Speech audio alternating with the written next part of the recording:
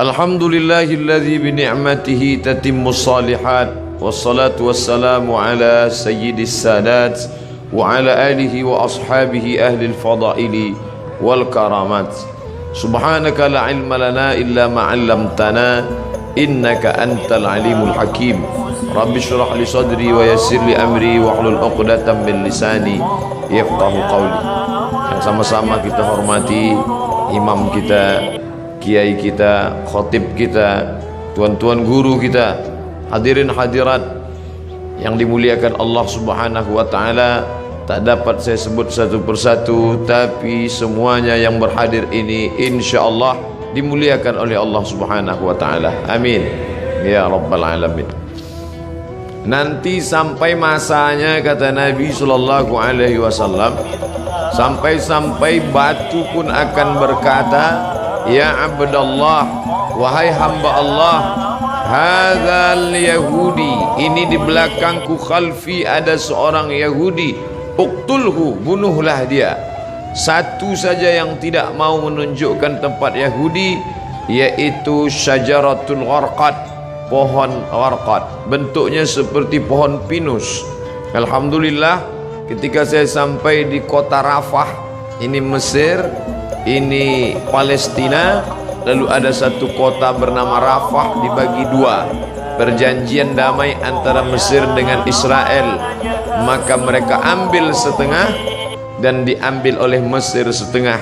Di tengah kota ini dibuat satu garis lurus perbatasan dengan tegangan listrik, tegangan tinggi, pagar kawat, sehingga antara orang Rafah yang ada di Mesir dengan yang ada di jajahan Israel putus kontak, hanya bisa berhubungan lewat alat komunikasi, padahal mereka punya kota yang indah sebelum penjajahan Israel tahun 1946. Dari sana kita lihat hijau. Ternyata yang hijau mereka tanam itu adalah syajaratul gharqad, pohon yang memang sudah disebutkan Nabi Muhammad sallallahu alaihi wasallam. Mereka mengatakan di bawah Masjidil Aqsa ini ada tempel, kuil King Solomon yang mereka agungkan, yang dalam Al-Quran kita menyebutnya Nabi Sulaiman alaihissalam mentauhidkan Allah Subhanahu wa ta'ala. Anak dari Nabi Daud alaihissalam juga mentauhidkan Allah, tapi mereka merusak ajaran ini dan mereka membawa ini sebagai slogan. Oleh sebab itu ada seorang berkeluarga negaraan Perancis bernama Roger Jaraudi masuk Islam, bersyahadat, dan dia menulis buku bahwa Israel membangun negara berdasarkan mitos. Maka pemerintah menangkap Roger Jaraudi, dipenjarakan, tapi dia puas karena dia sudah mengungkap bagaimana kebatilan Israel. Penjajahan terbesar di atas dunia hari ini dilakukan oleh Israel. Tembok terpanjang di dunia hari ini, tembok yang dibangun oleh Israel. Sebenarnya di balik ini semua adalah Allah mau memperlihatkan kepada kita mana yang berjuang menegakkan agama Allah, mana yang diam saja. Bagi Bapak Ibu warga Jakarta yang mampu untuk berjihad, tapi tentu bukan jihad fisik, karena Israel lebih kuat daripada kita. Saya tidak ingin selesai saya tausiah khutbah tadi oleh kiai kita berapi-api, ditambah lagi ceramah Ustaz Somad, lalu selesai ini bapak-bapak mohon izin ke keluarga semuanya pergi ke Israel. Selesai ini besok kita baca koran, ada 3 warga Jakarta di Israel terbengkalai karena tidak dapat nasi uduk. Jihad yang kita lakukan bukan seperti itu. Apa yang bisa kita lakukan? Man jahaza ghazian faqad ghaza. Siapa yang sanggup mempersiapkan hartanya, ada namanya Syam Organizer, ada namanya Sahabat Al-Aqsa, cari nomor rekeningnya, kirimkan. Ada salah satu artis kita yang berangkat ke sana langsung. Mungkin dia punya finansial biaya yang luar biasa, badannya sehat, uangnya banyak, dia pergi ke sana untuk melihat langsung. Ada pula saudara kawan kita yang dengan hartanya, tolonglah, tapi andai tidak bisa, maka kiai kita melalui khutbah Jumat tadi mengajak kita berdoa, Allahumma ansur ikhwanana al-mujahidin al-mazlumina fi Palestin. Tolong saudara kami yang Allah yang teraniaya di Palestina. Orang-orang yang sekuler, liberal, iseng-iseng mulai mengetes Ustadz. Kenapa ketika dulu Abrahah datang menghancurkan Ka'bah, Allah mengirim fa arsalna alaihim tayran ababil, kami kirim tayran ababil tarmihim bihijaratin min sijil, lalu mereka ditembak dengan peluru-peluru sijil, yaitu batu-batu dari neraka. Faja'alahum ka'asfim ma'kul, lalu mereka seperti daun-daun yang dimakan ulat. Mengapa itu tidak terjadi sekarang Ustaz? Perlu kita cermati sejarahnya. Zaman itu tidak ada orang beriman. Abdul Muttalib seorang laki-laki yang soleh sendirian, dialah yang memegang kunci Ka'bah. Abdul Muttalib punya anak Abdullah, Abdullah punya anak Muhammad sallallahu alaihi wasallam.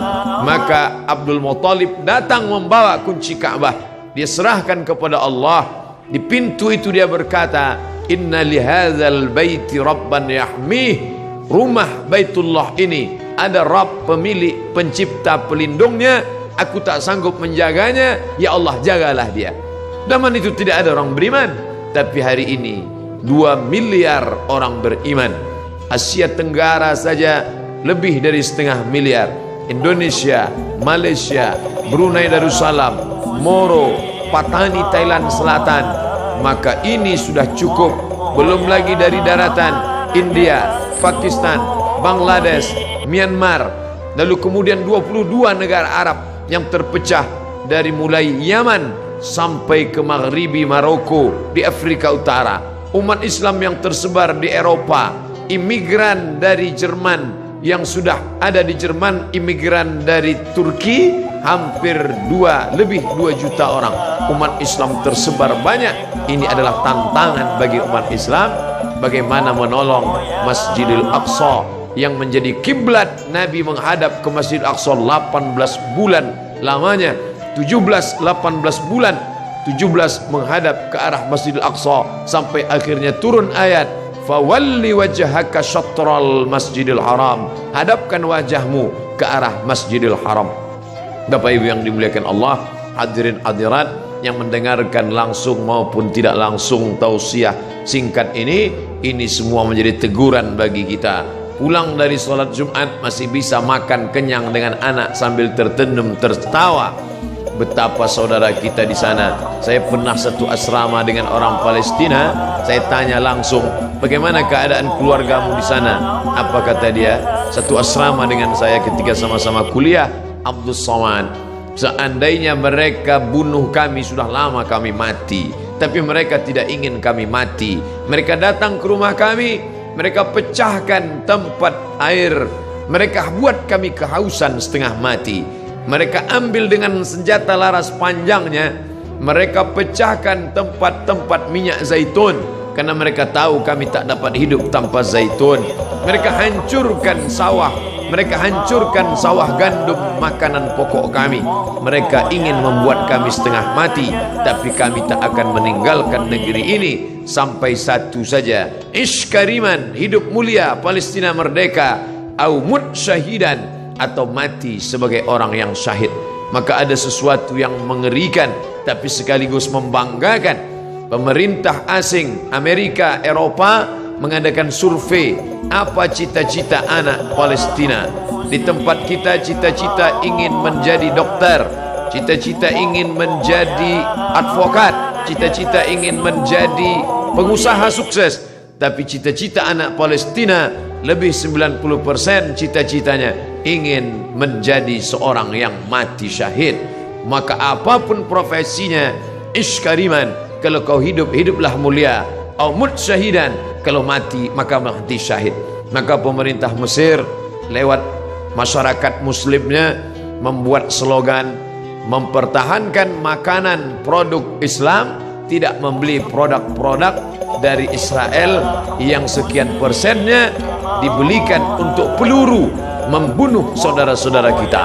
Uangnya uang kita, kita yang memakai. Dari deterjen sampai sikat gigi, sampai tekstil, sampai alas kaki, produk Amerika dan Eropa bekerja sama dengan lembaga Israel untuk membantai saudara-saudara kita. Alhamdulillah, di negeri yang kita cintai, Republik Indonesia, kita digalakkan untuk memakai produk sendiri, negeri asli sendiri, tidak ada kaitan dengan impor dan Israel.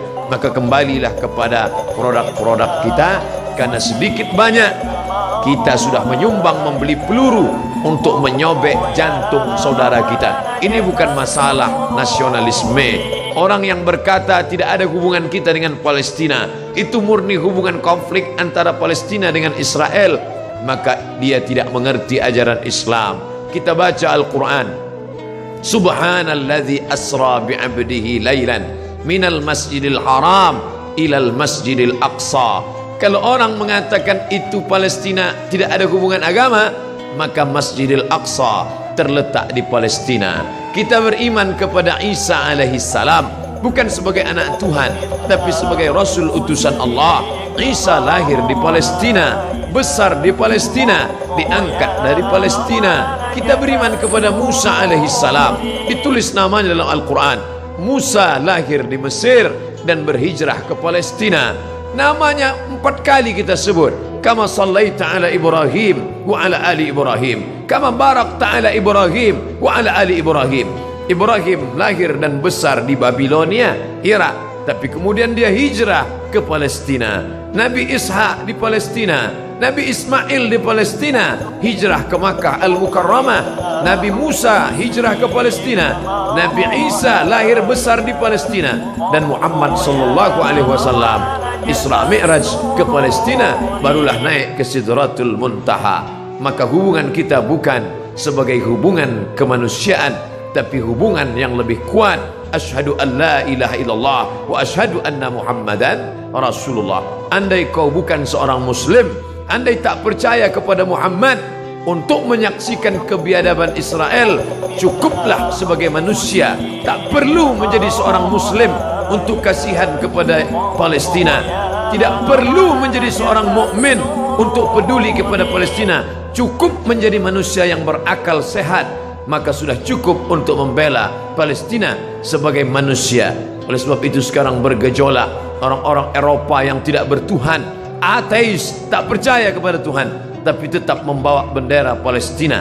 Maka aneh bin ajaib kalau ada orang Islam yang setiap hari berkata asyhadu an la ilaha illallah wa asyhadu anna Muhammadar Rasulullah, tapi tak tergerak hatinya melihat apa yang diderita oleh Palestina. Dulu kita tidak bisa melihatnya, tapi sekarang nyata. Twitter, BBM, WhatsApp, Instagram, sahabat-sahabat kita berkirim tentang video. Sampai hari ini saya tidak sampai hati untuk melihat penyiksaan tentara Israel terhadap anak-anak Palestina yang tak berdosa. 14 abad yang lalu Nabi kita berpesan, kalau kalian berperang, satajiduna rijalan fis sawami, kalau ketemu pendeta-pendeta di gereja, la ta'ridu lahum, jangan ganggu pendeta. La taqtulu sabiyan murdi'a, jangan bunuh anak kecil. Wala syaikhan faniya, jangan bunuh orang tua renta. La taqiranna sajaratan, jangan potong pokok kayu. Wala nakhlan, jangan potong pohon korma. La tahdimu buyutan, jangan hancurkan rumah. Sebelum kesepakatan Jenewa, aturan perang internasional, PBB, United Nation, Nabi 14 abad yang lalu sudah melarang jangan bunuh anak kecil, perempuan tua, renta, hamil, pendeta. Mereka bukan objek perang. Tapi Israel di tahun 2017, anak-anak tak berdosa mereka pukul berdarah kepalanya. Tak sampai hati kita sampai hari ini melihat itu di video, di HP kita, dikirim sahabat kita lewat Instagram, mereka share lewat Facebook. Ada yang marah, berkecamuk dalam hatinya, tapi kita hanya memanjatkan doa. Ingat, ad-doa silahul mu'min. Anak-anak kita dudukkan sejenak, perhatikan. Mungkin kita perlihatkan di slide TV kita perlihatkan, oh anakku kau sekarang senang, bisa indah makan, jalan-jalan ke mall, bisa menikmati indahnya udara segar. Tapi coba kau lihat saudaramu di Palestina. Cara mendidik anak-anak kita bukan sekedar bercerita, tapi melihat gambar yang bisa mencerita beribu kata. maka pikiran-pikiran negatifnya insya Allah akan hilang. Bapak Ibu yang dimuliakan Allah Subhanahu wa taala, hadirin hadirat balik yang hadir di masjid ini, adapun yang menyaksikan melalui streaming, maka kita berharap kepada Allah bersama orang-orang beriman, kita berdoa di akhir majlis bisirril Fatihah, bertawassul kepada Rasulullah ala hadhihi niyah. Al-Fatihah. A'udzu billahi minasyaitonir rajim. Bismillahirrahmanirrahim. Alhamdulillahi rabbil alamin. Arrahmanir rahim. Maliki yaumiddin. Iyyaka na'budu wa iyyaka nasta'in. Ihdinas shiratal mustaqim. Shiratal ladzina an'amta 'alaihim ghairil maghdubi 'alaihim waladdallin. Amin. Ya akramal akramin, wahai engkau yang maha mulia. Ya dzal jalali wal ikram, wahai engkau yang maha agung. Allahumma ansur ikhwanana al-mujahidin al-mazlumina fi Falastin. Tolong saudara-saudara kami yang sedang teraniaya di Palestina ya Allah. Allahumma dammir a'da'aka a'da'ad-din. Hancurkan musuhmu, musuh kami dan musuh agamamu ya Allah. Allahumma syattid syamlahum. Hancurkan barisan mereka. Wa farriq jam'ahum. Cerai-beraikan barisan mereka. Waj'alhum fi nuhurihim. Dekatkan mereka kepada kematian mereka. Allahumma anzilir ra'ba fi qulubihim. Tanamkan rasa takut, rasa cemas, rasa ngeri ke dalam hati mereka. Wa anzilil malaikatal muqarrabin al-mudabbarin. Turunkan malaikat-malaikat yang kau atur, ma'ajundin min junudika ya arhamar rahimin, bersama tentara-tentaramu di hadapan pasukan musuhmu ya Allah. Allahumma sabbit qulubana, kokohkan hati kami ala dinik, dalam agamamu, wa ala ta'atik, dalam ketaatan kepadamu. Allahumma inna na'udzubika min ilmin la yanfa', jauhkan kami dari ilmu yang tak bermanfaat. Wa min qalbin la yakhsha, dari hati yang tak khusyuk. Wa min nafsin la tashba', dari nafsu yang tak pernah kenyang. Wa min du'ain la yusma', dari doa yang tak dikabulkan. Allahumma ansur ikhwanana al-mujahidin fi kulli makan. Tolong saudara kami yang teraniaya, yang berjuang. Mereka dibakar, mereka dibunuh, mereka diusir, bukan karena harta, tapi karena lidah mereka berkata la ilaha illallah wa ashhadu anna muhammadan rasulullah. Allahumma ja'al abna'ana wa banatina min huffazil Qur'an. Jadikan anak-anak kami para penghafal Quran. Waj'alhu lana imaman wa nuran wa hudan wa rahmah. Jadikan Quran sebagai cahaya, penerang saat gelap gulita, sebagai hidayah bagi kami ya Allah. Allahumma hadi qaumana fa innahum la ya'lamun. Saudara-saudara kami, sahabat-sahabat kami yang belum peduli, beri mereka hidayah. Mereka berbuat buruk karena mereka tidak tahu ya Allah. Rabbana atina fid dunya hasanah wa fil akhirati hasanah wa qina adzabannar. Wa sallallahu ala sayyidina wa maulana Muhammad wa ala alihi wa sahbihi wasallam. Walhamdulillahi rabbil alamin. Terima kasih perhatian Bapak Ibu hadirin hadirat. Aqulu qauli hadza astaghfirullah li wa lakum. Mohon maaf atas segala kekhilafan. Wassalamualaikum warahmatullahi wabarakatuh.